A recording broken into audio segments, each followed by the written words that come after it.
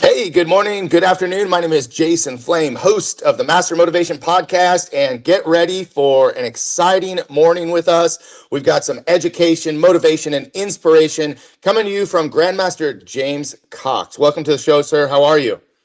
I'm doing well, Jason. Yeah, great. Thanks for having me, man. I appreciate it, and I'm ready. I'm super excited to have you. It's been long time coming. We were able to do this last year, and my life took us in a different direction for a little bit, but we're back and we're ready to go. Let me just introduce you real quick with a short little bio. James Cox is a ninth degree black belt, grandmaster in Kajukembo, and owner of Premier Martial Arts in Abilene, Texas. With over 40 years in martial arts, he's a world champion in sport karate, a two-time National WAKO Kickboxing Champion, and president of the American Kajukembo Association. He holds additional ranks in Krav Maga, BJJ, and Hawaiian Kempo, and has won over 600 tournaments and 2,000 matches. James is also a Texas Combative Sports promoter, head coach of the JC MMA Fight Team, and active competitor in BJJ, bodybuilding, and Spartan races. Outside the ring, he's a speaker, podcaster, YouTuber, and commercial real estate investor. Man, that's a lot of stuff going on. Yeah, that's a lot, man. Does that mean I'm just old or experienced? I don't know. Well, let's go with experience. I like that a Okay, I little like bit better, right? Hey, something piqued my interest right there. For many people that know me, I'm a huge fan of the Spartan races. How many Spartan races have you done? Oh man, I've only done like four of those, four or five. They were Okay. more recent. Again, I'm a competitor, and I just kind of stopped, getting hit in the head. Kind of retired from kickboxing and point fighting, and wanted to do different things. Yeah. Yeah. No, I got introduced to Spartan races. I think it was 2012 was my first race. And it was my youngest brother, Jacob, who said, "Hey, let's go do something fun. Let's go do this race." I'm like, dude, I hate running. I was probably, I don't know, I'm going to say I'm 245, 250 pounds at the time, way overweight. And so I'm like, all right, cool. I'll go do this race. And let me tell you, that it kicked my butt so bad because it was the super. We did the 8 mile. And so my first race, not knowing anything about it. But what was cool about the Spartan race for me was that it was the catalyst for me to lose. At that time, I dropped all the way from 245 to 185 because Nice. I just started running because I said, I am never going to run and hate it like I did with that one. But since then, yeah, love doing the Spartan races. Plan to do one this year for sure. Yeah, yeah. It's fun, right? It's just something different, unique, and challenges you, in a variety of ways. So definitely a lot of fun. Totally does. Totally does. Hey, thank you for all the people that are watching live today. If you are watching live, please drop us your comments, questions, anything you got for us. If something hits your interest that we're talking about, please let us know if you have any questions, and we'll save some time for the end with some extra questions as well. But I'm going to jump right in and get through a couple things here with you today. We got about an hour together, and I'd love for everybody to learn a little bit more about you, but also at the same time, let's motivate and inspire some people out there today. That's what the show is all about. So with over 40 years in martial arts and an incredible competition record, what originally drew you to the martial arts, and what has kept you so passionate over the decades? Yeah, what brought me to martial arts was friends. Friends that I'd already had in the neighborhood. I mean, in our small city, Abilene, Texas. I mean, I grew up, I guess what we would call our project and government housing, and I was happy. Life was good. You don't know any different. But I had some good friends that they were more like family. They were neighbors of mine. We played basketball. I thought I was going to go to the NBA one day. We played basketball together all the time, and I would see them actually early on the basketball court out there doing these moves. Karate stuff. I didn't know anything about it, and they had invited me to come to the recreation center where they were taking classes, and I went. And probably even more, what drew me besides just the friends was that one of them was a pretty girl. So there you go. You get a pretty girl to ask you to come and do something, and you're 15 years old. You're probably going to do it. But we were friends and family, and they brought me in, and I never left. That's what I knew. Now, what I didn't know is that I was missing something, man. I was missing something in my life, a purpose, a passion, a deeper why. Honestly, I was probably headed for prison or worse, and I had friends that did go that route. So martial arts did save my life. It helped me to continue to help other people. My instructor took me in. It could almost have been a movie itself, and just showed me a better way. That's so awesome. That's so awesome. As I'm listening to you tell your story a little bit here, and we got some things in common. I started at a recreation center. That's where my martial arts career began. I was pretty young. My mom got me involved in martial arts. So where she gonna sign me up, she took me, to the rec center. But also that sense of direction or sense of belonging, or kind of keeping you from going the wrong way. I mean, in my young preteen, teenage years, I definitely had some friends that were doing the wrong things, and you end up in the wrong place at the wrong time, and just one thing leads to another. And I saw friends go to prison. I saw friends die. I saw lots of bad stuff. But martial arts really pulled me in, and thank God for that, because here we are today, right? Yep, yep. Doing what we do and changing lives. So you've competed in over 2,000 matches across multiple disciplines. What has been your most memorable victory, and what was your biggest lesson from a defeat?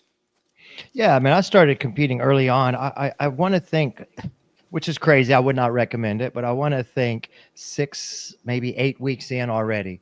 Went to my first karate tournament. I think I got second place and fighting, and I was so happy, man. My instructor would even make fun of me on how I would take that trophy and just carry it and cherish it, right? And we were in those days, we were a pretty heavy sport karate school.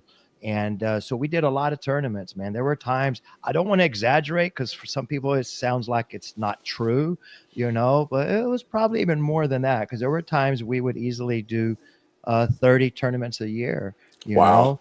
It seemed like sometimes, man, we were at a tournament almost every weekend.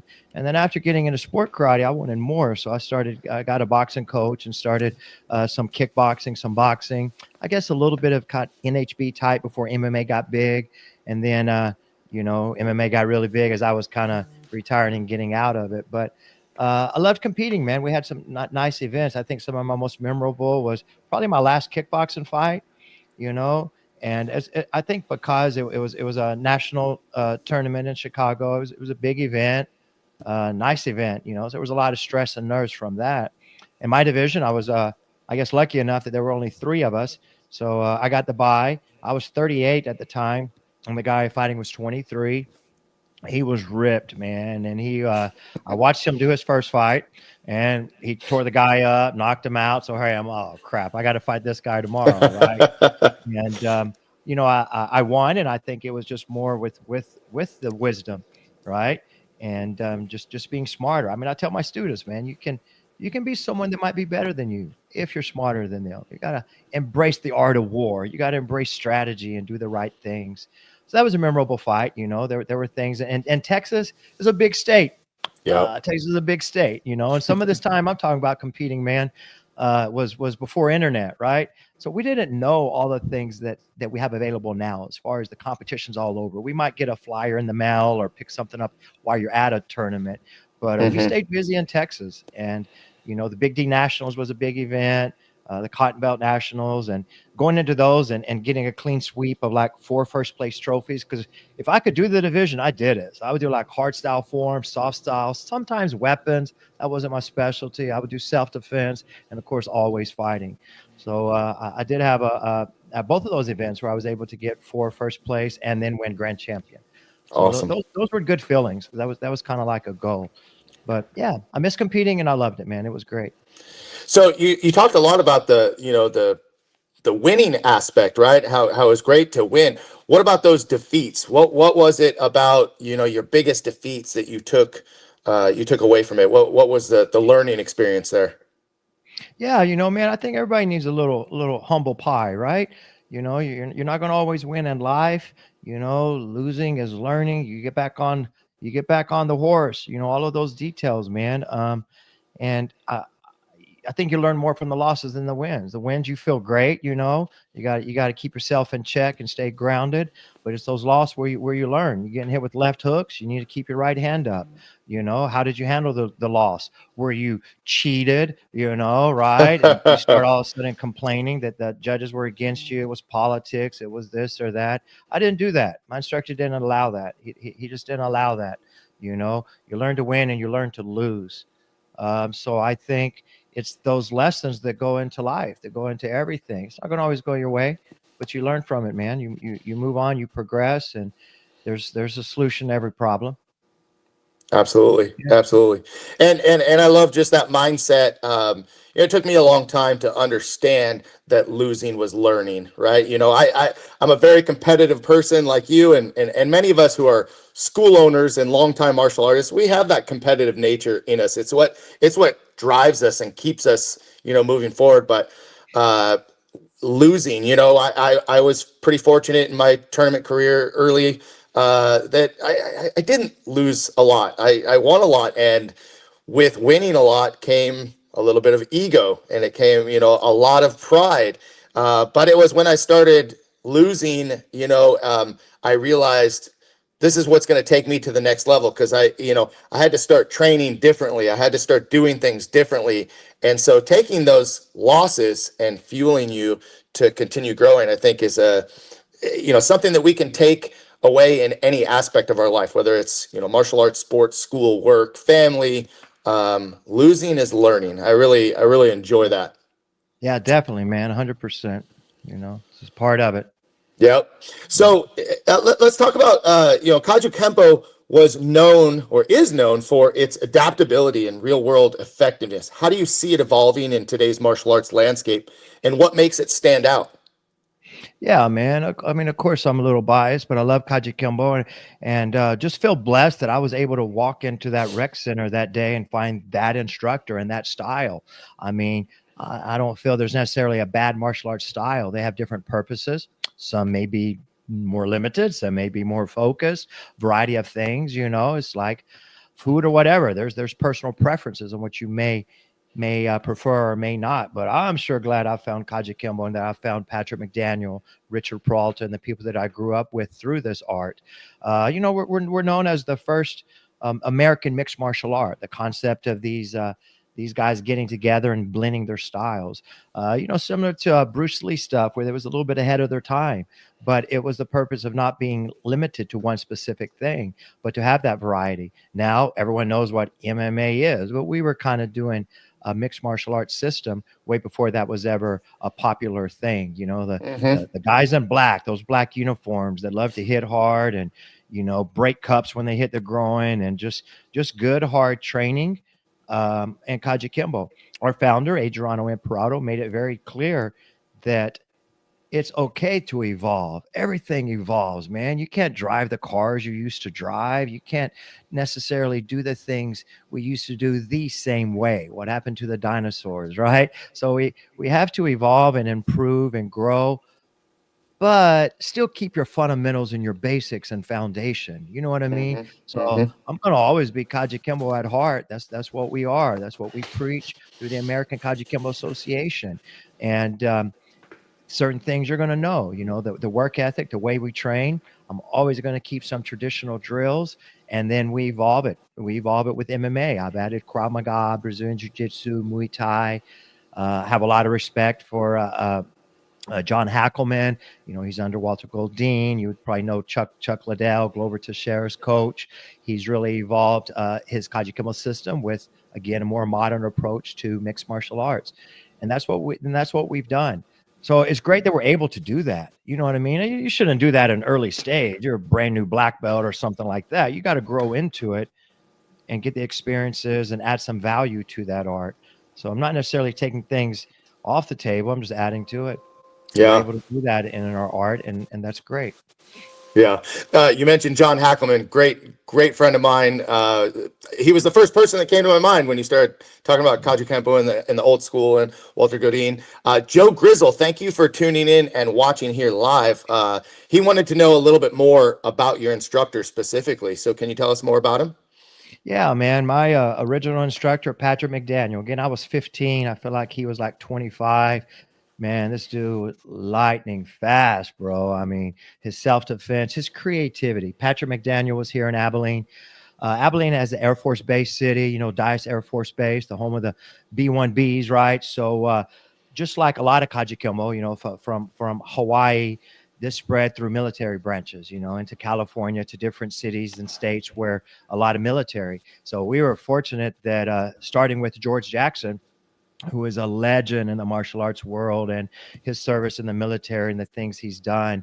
He was in Abilene long enough to bring this unique art here. And then it just got passed down to Patrick McDaniel. I walked into that rec center, it got passed down to me. When Patrick McDaniel left here in 1990, he went to Dallas, and then he went to the North Carolina, Virginia area. So I started going under who at that time was his instructor, Richard Peralta, the late, great senior grandmaster Richard Peralta, a genius in self-defense, man. This guy was at a different level. And so I was able to go under him. So I say my Kajukembo instructors are Patrick McDaniel, Richard Peralta, but it didn't stop there. I mean, we lost both of these guys. Recently, Mr. Patrick McDaniel had passed away. But the legacy continues because of the years that people like myself and other students had spent with them, so that we understand the importance of passing on this knowledge. I mean, dude, we're here on borrowed time. You know what I mean? There's no promise of tomorrow. And when we have something that we can pass down that has benefits and value, then you do it. But all of these greats of Kajukembo, I just feel lucky that I've been able to travel and train with them. Many of them have passed, Ted Sotelo was a great one who really offered a lot to me. Michael Blay, I'm with Gerald Chavez, is he still here with us? And, I've trained with John Hackelman and all these guys. So, yeah, all these Kajukembo instructors just made me better. I didn't limit myself there. I had Brazilian Jiu-Jitsu coaches from Carlos Machado to other guys. I had boxing coach Jesse Cantu on the side. Is it a challenge? What was a challenge? I'll tell you real quick is pleasing all these different instructors, because they all had different ways. And Kajukembo guys are not necessarily known for being the most loving, complimenting people, right? Today, running martial arts schools, we got to praise and we got to care about people's feelings, right? But these guys weren't so much like that. They'd be like, feelings? What are you talking about? Feel this. I could probably count on one hand the compliments that I got from some of these guys, but I sure cherished when they told me good job, right? Oh, I say it all the time that if I can count the number of times that my instructor gave me a compliment on one hand, I mean, that's and now, you talk about feelings and you talk about how you got to treat the students. We could go on a whole discussion of parenting and how things are a little bit different now than really funny. I got a text from one of our students this morning, and they actually thought that I kind of yelled at them or that I was chewing them out. And I don't, I didn't raise my voice, nothing. I was just like, hey, where you been? And grandma tells me that he thought I yelled at him. And she's like, if she thinks I'm raising my voice if I get stern. And I'm like, yeah, my kids are kind of the same way. They're like, why are you yelling at me? I'm like, I haven't even raised my voice yet. They don't know what yelling is. Our instructors were just a little bit more in our face and just kind of right out there, right? Tough love, man, but it built strong people. You got pressure and struggles, and you go through some adversity, and we call it perseverance, man. I'll tell you one of my favorite things, and I'm pretty sure this came from John Hackelman. Speaking of him, and I tell my students this too, is that you got to go through the bad to get to the good. You got to train, man. You got to be comfortable doing the uncomfortable, right? Mm-hmm. And that takes you to next level, because life is not always going to be easy. What's all those Rocky scenes, man? You're going to get punched. You're going to get dropped. It's how you get back up, right? But we all have a fight coming up. I might look out at a classroom now. I see 30 people out there, and maybe there's a couple that actually do. Oh, yeah, so you got a fight coming up April 23rd, right? Okay, we got to get you ready for that kickboxing match. You got this coming up. You guys all got a fight coming up, right? And then some of my students might look at me, no, I don't. I was like, no, you do. You got a fight coming up. I can't tell you when, tomorrow, next month, next year, 10 years. And I'm sorry, and I hate to say it, but you got a big challenge coming up in your life. What's it going to be? I don't know. The loss of a loved one, an injury, a sacrifice, rock bottom with this or that. we got fights coming up. And when we can train through that in our martial arts training, for physical moves, there's mental benefits. You go through that and you're able to handle other things, right? I mean, those challenges that we need in our life just build us to be stronger when that fight does come up, because it's coming. No, absolutely. Totally agree. And that whole what's the quote? You don't know what battle someone is fighting right now. You never know what someone's going through, and they're smiling through it, they're working through it, but you just really you have no Yeah. idea, right?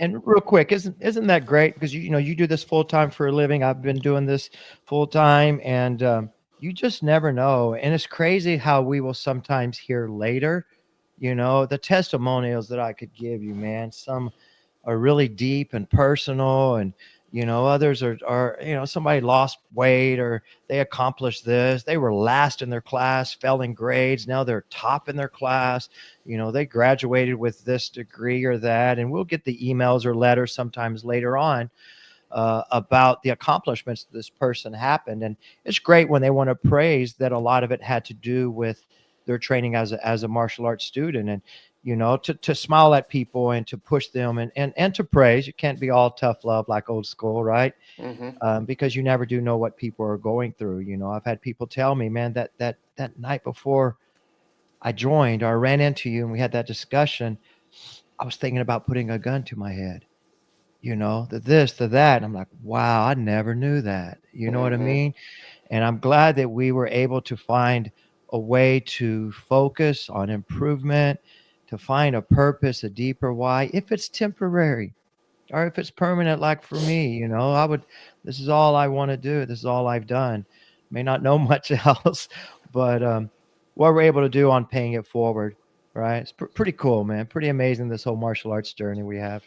Oh, I couldn't agree more. We are absolutely blessed in so many ways that you talk about students uh, telling you what they've gone through, but also students that were martial artists, black belts in the school, they go on to graduate college, they go on to their career, and you get to hear about the successes that they're having in life later, and they bring that up. Martial arts really helped me get through this, right?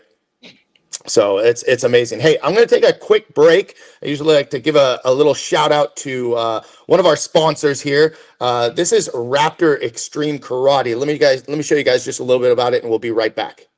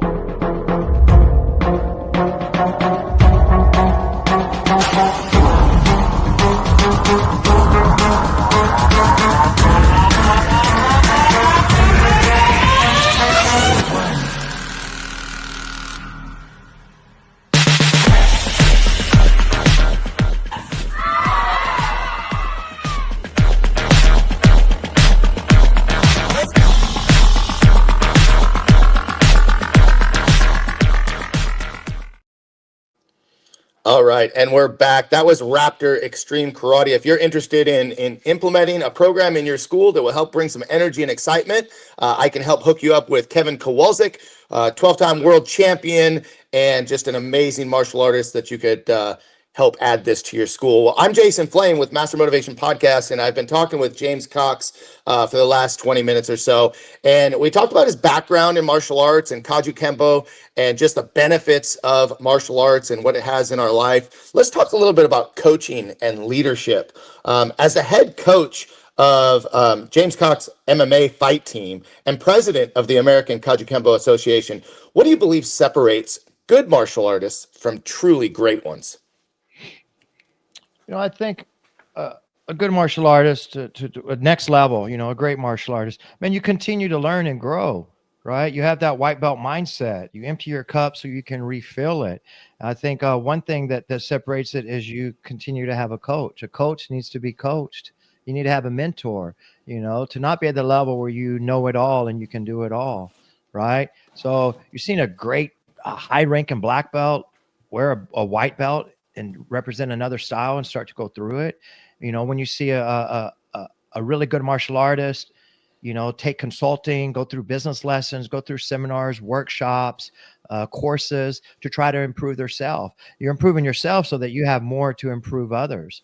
And I think you just don't stop learning. You don't start growing, and there's always ways. You might get to a point where you're not doing the jump, spin, and flip and flop and kick anymore, but you understand it better because you have a little more of the wisdom and you just continue to learn and grow. And that's it, man. I think that the greats continue to build. Otherwise, you're just going to stop and talk about what you used to be, what you could have done or what you should have done. Well, hell, what about what you're doing right now? Do something, man. I think we continue would be the answer to that. Absolutely. One of my favorite shirts that we have in our school is on the back. It says, keep training, keep learning, keep growing. And I think that that's the whole key. And something that's helped me in my martial arts career, I started it traditional American Tong Sudo was the first style. But learning Krav Maga, learning Brazilian Jiu-Jitsu, learning combat Hapkido, not only did it give me another coach to add to my team, but it also gave me a way to kind of keep my training interesting and to keep adding, again, back to, you talked about Bruce Lee and adding what is useful and discarding what is useless. And I think that that's something that, we're going to evolve. The martial arts is going to evolve. We as a martial artist are going to evolve. And we're also going to evolve as a teacher, coach, and mentor ourselves. So my next question is that many martial artists struggle with the transition from competitor to coach. What has been the key to your success in developing champions and leaders in martial arts? I think the key is that I started teaching at a very early age. I don't know, matter of forced to or whatever. Yeah, my instructor was amazing. And, Patrick McDaniel, Richard Peralta, I mean, these guys still worked full-time jobs, right? It was something they did on the side at a rec center in their garage. They'd have a small academy they opened up and try to do a somewhat a commercial school. But when you're distracted by working another job, it's a challenge. I respect it. I see people doing it. For me, I like the ability that this is my main thing I can focus on. So when I go in to teach, I didn't just get out of an 8-hour shift of grinding. You know what I mean? I got out of a meeting on our lesson plan for the day, so I'm able to focus on that. But what I'm saying is that I think I was forced personally and to teach at an early age. Dude, I was an orange belt. I wouldn't recommend this either. Swung by. See, I would walk from our high school to the karate dojo, and it was quite a walk. And I would just sit out there, and I'd get there probably about 4:00, and class didn't start till 6. So I'd have 2 hours. I'd sit out there and do my homework or hang out or whatever. And then he would come by, and he would get there right before 6 when class started. Just got off work. And he would start class. Well, he realized that I started doing that. Actually, most of the time he would give me rides there and back. But he came by one time and he said, he just called me JC. So I remember like yesterday, he's like, JC, I need you to teach classes today, man. I got a call. I got to work late. I'm like, me? I don't teach classes. I don't know what to do. I didn't necessarily say it like that, man, because my instructor told me to do something. I did it. If he said, go bang your head on this brick wall, I probably would have done it. And he may have said that. I don't know. But so I taught classes, probably it would be funny to watch looking back today. But I started at an early age in an early belt rank. Nowadays we go through leadership programs. We have a certified instructor training program. This is how you warm people up. This is how you pre-frame a technique and demonstrate it. This is how you praise and correct. This is what you don't do, So we're able to teach people a lot better than how I was just kind of thrown, I think that's how I learned to swim, man. My sister threw me in the pool. I know how to swim, right? So sometimes I went through sink or swim. Yeah, right. Which I wouldn't really recommend. But to go from teacher to instructor, student to coach, first thing you got to have is you got to have some empathy. I mean, look, do you know what it's like to be a beginner? Did you forget? And sometimes you don't know what it's like to put yourself in that person's shoes. Maybe you've never been overweight. You know what I mean? Maybe you haven't been 50, 60 years old yet. Maybe you don't know, you've never been a 6-year-old girl. You know what I'm saying? So you can be a better teacher by having some empathy, putting yourself in that person's shoes the best that you can, being genuine, remembering your reason you're there, man. They come to class for an hour. That should be the most exciting hour of their day. And a lot of times it is, unfortunately. You don't know what we talked about earlier, what they've gone through. I know some amazing martial arts. I'm not going to say names, but world champions, the best there is from the highest level, that are amazing. I've trained with some of them going in so excited. I get to learn this from so-and-so who's the best at it. But sometimes they're not the best teachers. And I've had them tell me, it's like, bro, I know how to do it. I just don't really know how to teach it. You know what I mean? Right. And then you get the other side. You get people, I mean, there's famous boxing coaches that never boxed. Right. But they know how to teach it. They understand the science and the art, and they can articulate, and they can get proven results, right? And then sometimes you get both. People that know how to do it and know how to teach it. And I think personally, I learned the hard way. And I think as well as now there's so many systems, there's so much information. So put some study in learning how, but be empathetic, man. I hate when I hear people, you know, breaking other people down because they're not doing a good job of this or that, right? Give them time, man. I think some of my best students, the best people I've seen sometimes are the ones that were probably the least likely to succeed. That probably would have been me. I probably got that award early on. You know what I mean? But I understand that there's a difference in natural ability and acquired ability. You know, you see that natural ability. These dudes are sponges. They pick everything up. They remember that. How did they learn that fast, that good? Right. You know, and I was like, you've had martial arts before. And there's like, no, I was like, wow. And then you find those that just have to work hard. They got 2 left feet. They got to work hard. But in time, they will pass that other person. I've seen it. Well, you know, there's a different appreciation. I've watched students, you know, just like you've talked about, students that had that natural ability. They come in, they get it quick.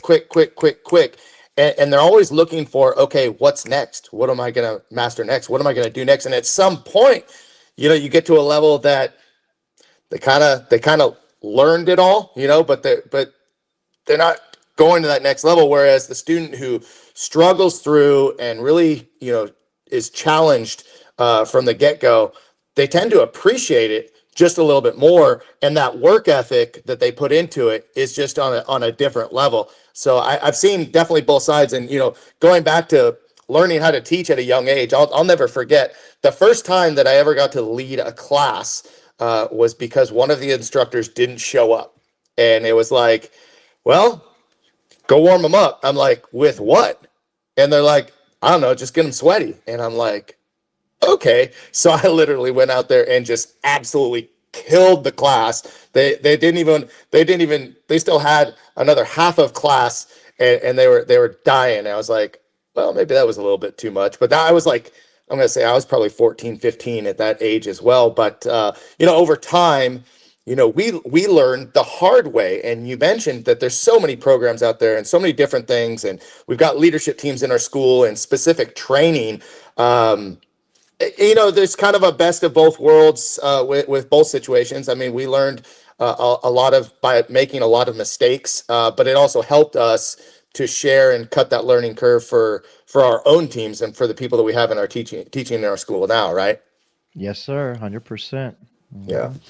So let's hey, first before I forget, I put it up on the screen. I just want to shout out to the Godfather, Antonio Fournier. Good to see you, buddy. Haven't seen him in a minute, but glad to see you watching here today. Yeah, the Godfather. Let us know. Hey, if there's anything you want us to talk about or you have any questions, let us know. And again, for anybody watching us live, shoot those questions across. I'll throw them up on the screen and we'll get to them. So I want to talk a little bit more about, you know, beyond the dojo and talking about business and personal growth. You're not just a martial artist. You're a speaker, podcaster, YouTuber, and real estate investor. How do you balance these different roles? and what mindset allows you to succeed in so many areas? Yeah. I mean, it can be a challenge, right? I mean, but it's that difference in, you see the homeless guy under the bridge versus Bill Gates or whatever else, right? We got 24 hours in a day, man. It's what we do with it. I balance things out the best that I can. I don't always do great at it. And the main thing is my martial arts academies and what I do with there. But to try and brand and be out there because we have that ability with technology. We're doing it literally right now, man. And to be everywhere, to be in a lot of places. And do you want to help? I don't know, 300 people inside of your martial arts school, or do you want to help 300,000 people worldwide? Right. So that's why, and this happened for me as well as you during COVID time. We didn't know what to do. Shut down. I mean, bro, they're going to tell me I can't teach martial arts.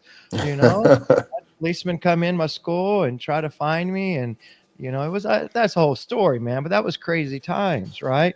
And that's when I started podcasts. That's when I started online series of training. That's when I started getting deeper into video and instructional videos and being out there. And that if you have something that can help, because we know what we do with those students that are standing in front of us, but only so many people are going to stand in front of us. So how can we help other people? So you get the information out on podcasts, on YouTube channels, on, a variety of social media platforms, and you can be there.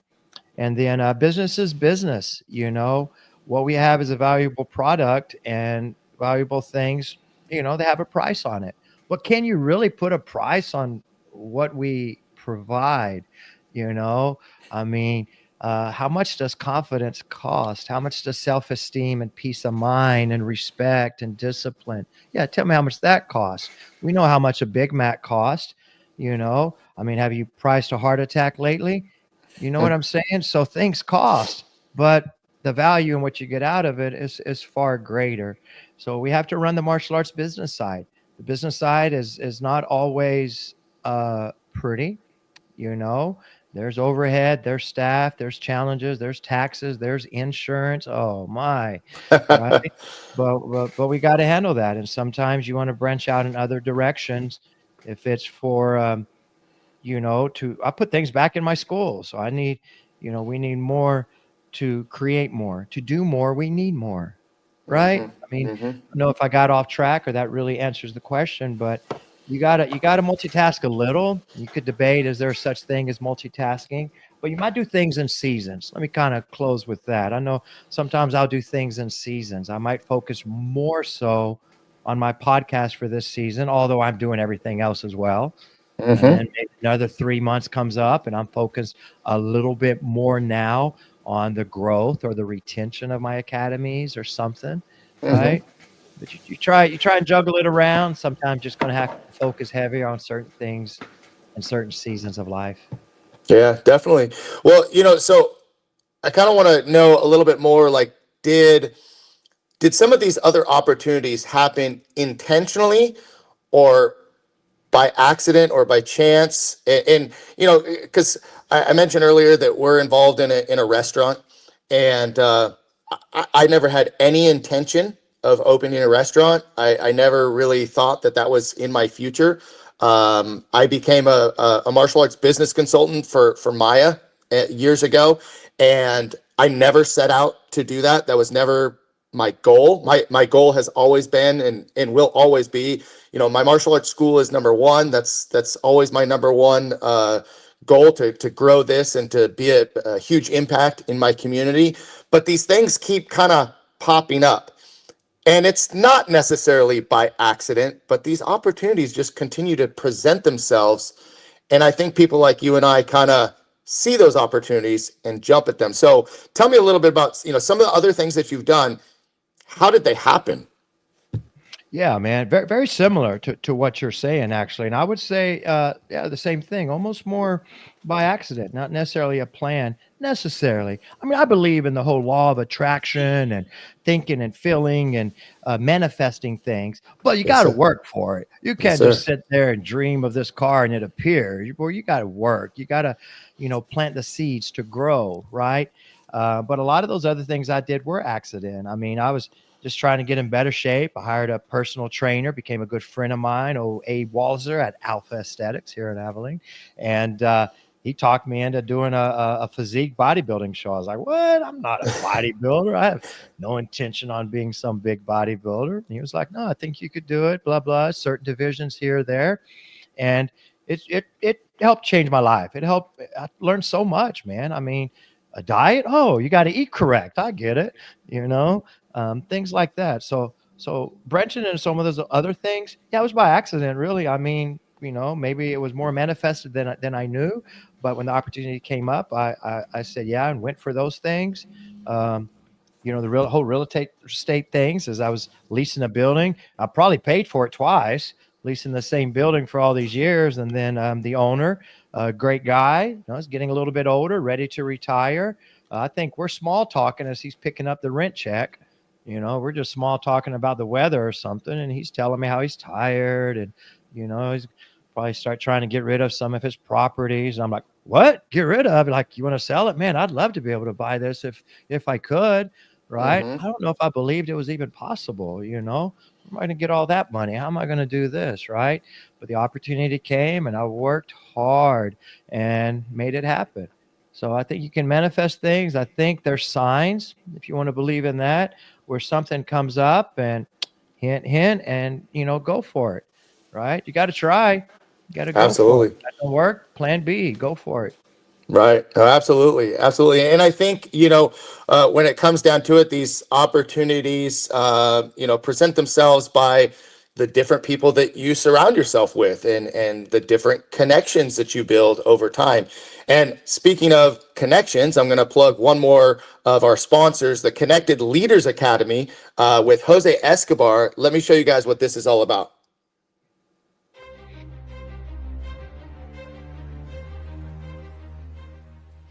Hi, my name is Jose Escobar, and I'm the founder and CEO of the Connected Leaders Academy. We're a growing tribe, a community of entrepreneurs all over the world, globally, all across the country, high performers, titans of industry. If you're an entrepreneur and you're looking to grow personally and professionally, scale your influence, develop your skill sets, move the needle in your business, more clients, more money, more profit, the bottom line, and of course, grow your circle and your network like never before, this is where you want to be. Join the Connected Leaders Academy today. We are scaling massively. We want to welcome you in. Check me out on Instagram and on Facebook, the @ JASCO25. We look forward to having you join us. Take care.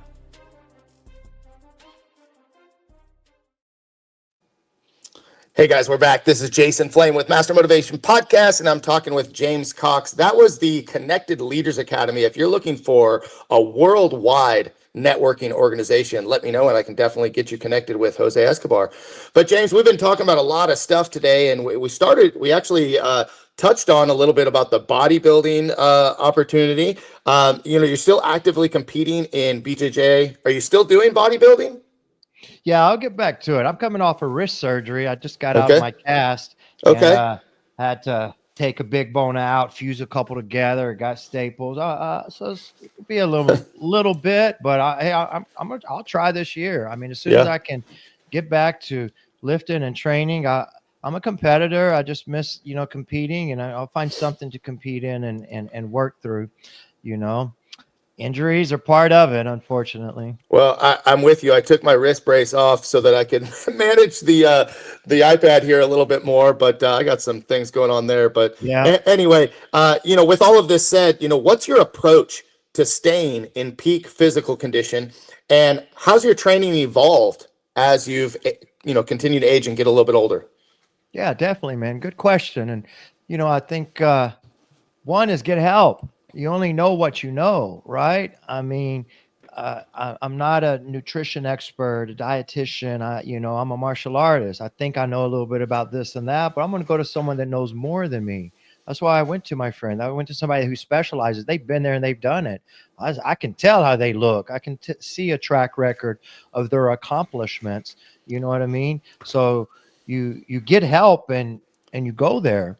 So someone who's kind of been in those shoes, and you got to evolve, you got to train. I think two of the biggest things that first come to my mind, one is diet. you probably heard the saying, you can't outwork a bad diet. I've tried it.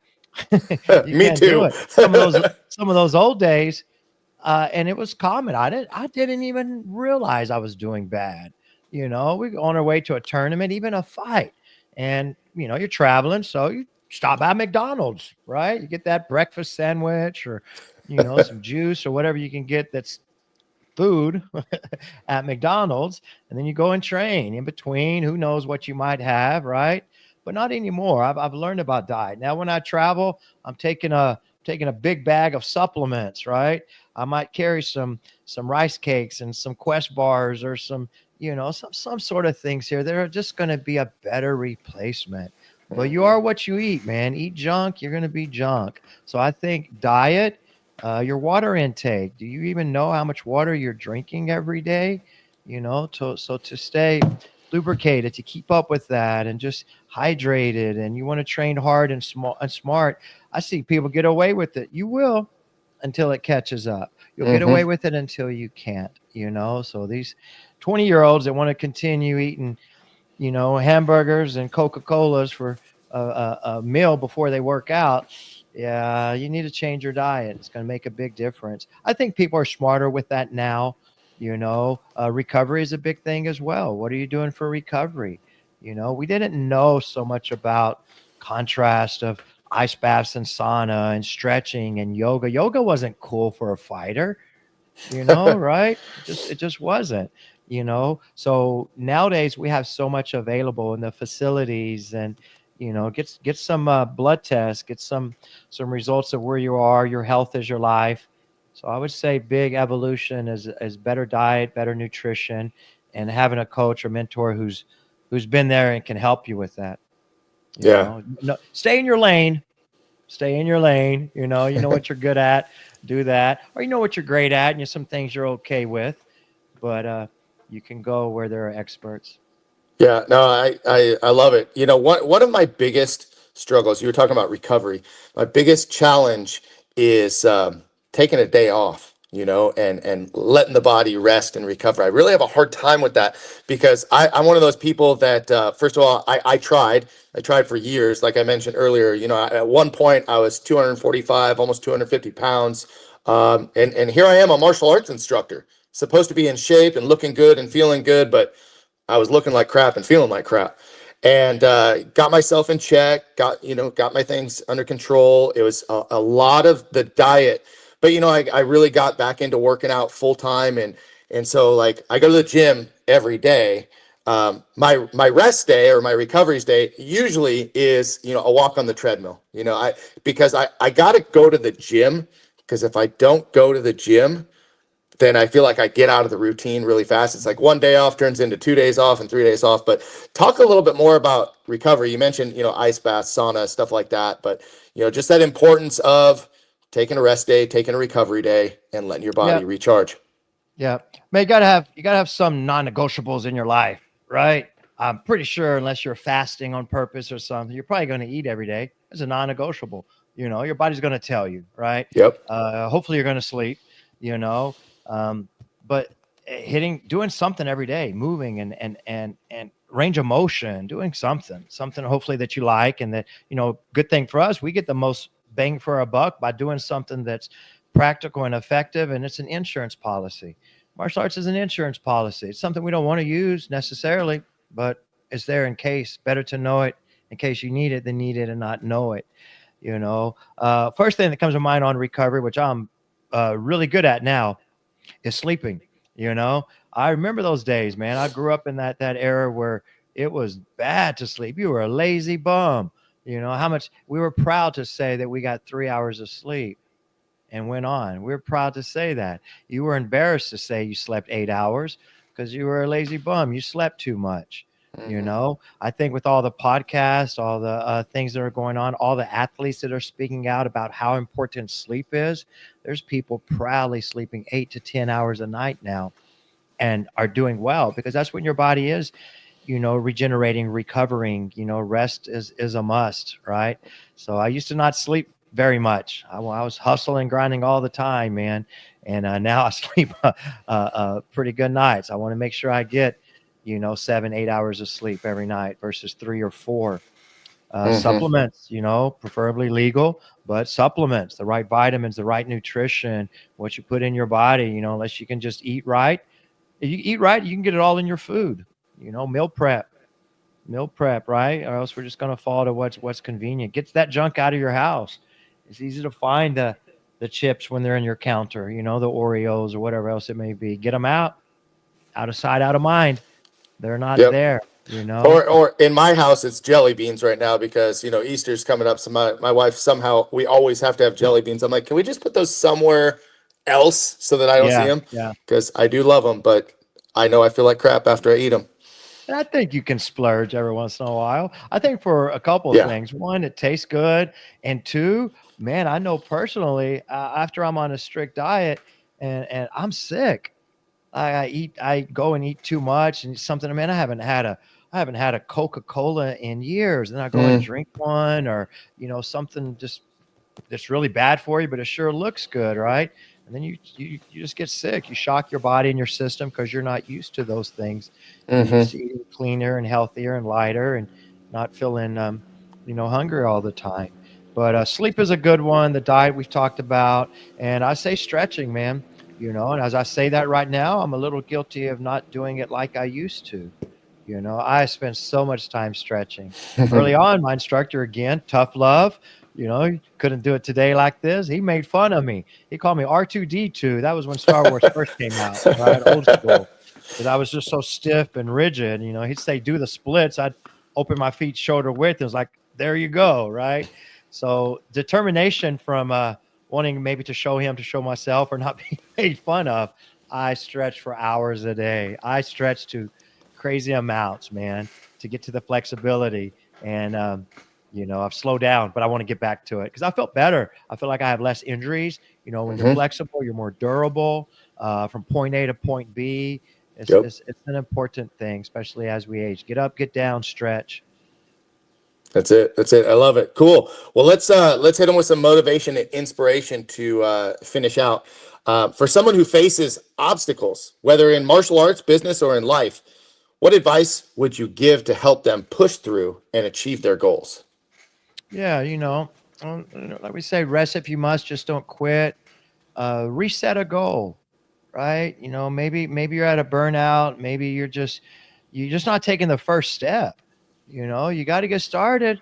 You got to take that first step. You know, what's that? You're gonna miss every shot you don't shoot. You know, so you got to go for it, guys. That's my big talk is go for it. You know, just do it like Nike, right? But take that first step and try, and then you try to train smart and you know, do the right things and not the wrong things, and you make mistakes. You know, none of us are perfect, but if you live and learn and grow, I think helping others, you know, I'm glad that I'm able to teach because I'm not just doing martial arts, I'm teaching it. Also got to have those times where I'm a student. That's why I travel. You know, it's hard to be a student in your own city. Depends on the city, depends on relationships with other schools. So I go where I can train with the best. And I love it when I can go into a martial arts school and just be a student. It's kind of hard at first, right? You hear the phone ring. You notice that the toilet is overflowing. There's a kid over there doing this. This person needs, but you just get to sit back and be a student. I'm like, oh, wow, how does that feel? Just to be a student and learn and grow. So motivation to continue at things is the answer is to always be a student, you know, and always learn and be open-minded. You don't know it all. Listen. You need to listen more. You know what? God gave us 2 ears and 1 mouth. Listen twice as much as you talk, right? That's kind of what, you know, I have to say on that. Yeah, that's one of my favorite quotes. I like to use that, and I find that as a podcaster, I have actually learned to be a better listener, and I gain so much from it by being able just to listen. Listen, guys, we're going to ask the last question, but I want to turn it over to anybody out there watching us live. If you haven't asked a question, if you'd like to ask James something now, please post that in the comments. Otherwise, I'm going to ask this last question. We're going to close out pretty soon.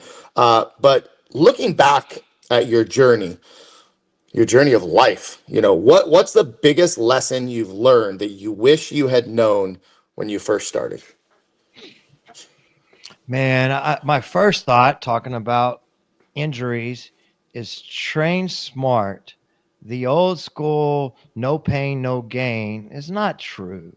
No, no uncomfortable, no gain, maybe, but there's a difference. You know, we were proud. I don't know if Kajukembo or my roots or just my mindset or the people that I was around.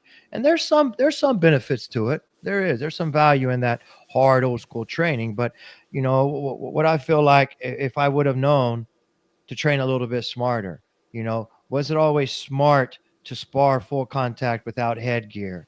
To use those old school tiny, remember the June Reed type point sparring gloves? They're like that big. They hit each other full contact. To brag about not using mats. We would do demonstrations or in class. And I remember when we finally got a mat, it was that old little panel mats that you fold real small, right?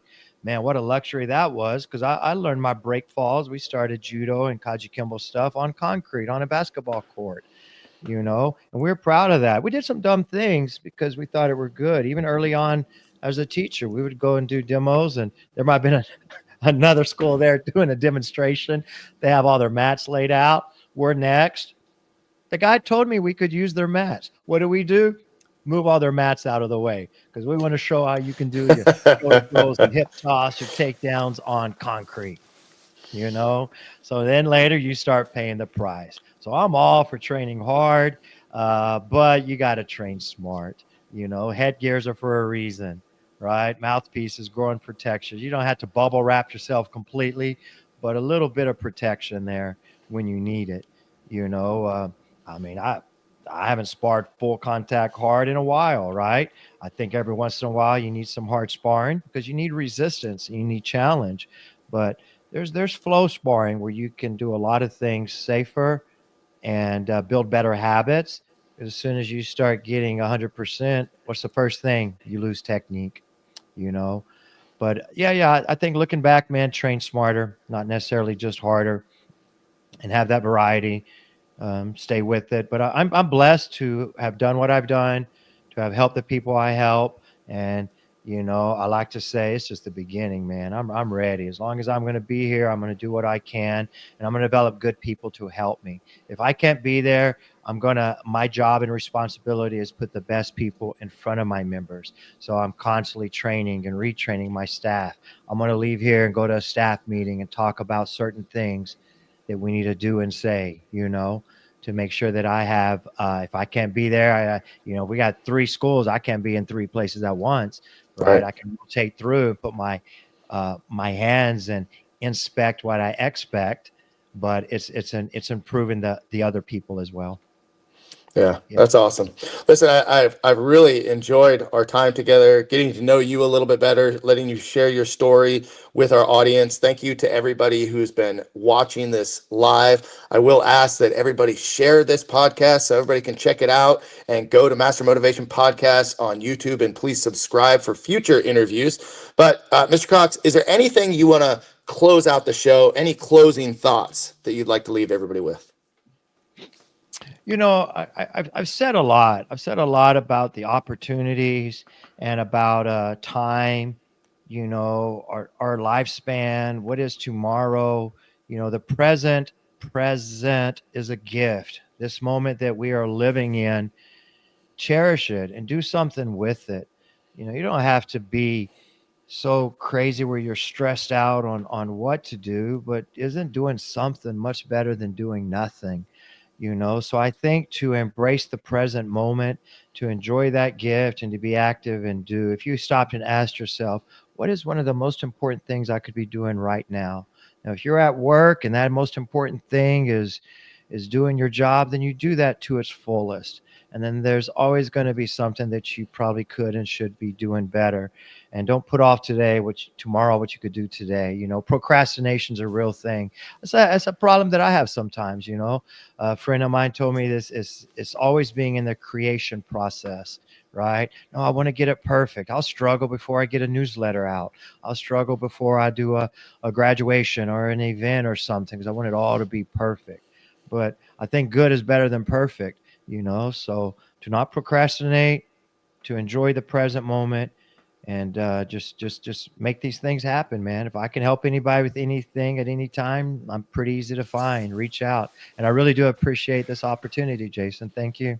You're absolutely welcome. And where can people find you? Where can they follow you online? Give some shout outs for your social media.